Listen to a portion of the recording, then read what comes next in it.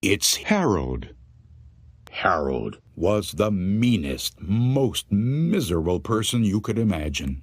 He stayed with Thomas and Alfred in the big house they owned in the woods all by themselves and couldn't bother anybody else.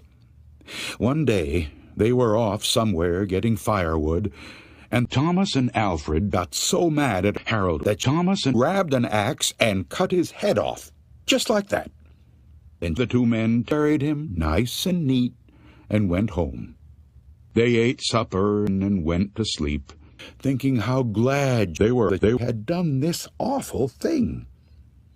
Sometime during the night, Thomas and Alfred heard this old, empty voice out in the distance, moaning and groaning, and it was saying, "Who's going to stay with me this cold and lonely night? Who?" "It's him," Alfred said, and he hollered back, "Stay by yourself, you old goat." But soon Thomas and Alfred heard the back door open, and they heard the voice again, only now it was closer, and it was saying, "Who's going to sit with me this cold and lonely night? Who?" "Only a crazy man," Thomas shouted. "Sit by yourself, you dirty rat." Then the two men heard footsteps move through the kitchen, into the dining room, into the living room, into the front hall. Then, slowly, they climbed the stairs. Closer and closer they came.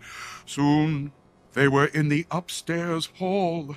Now they were outside the door. "Who's going to be with me this cold and lonely night?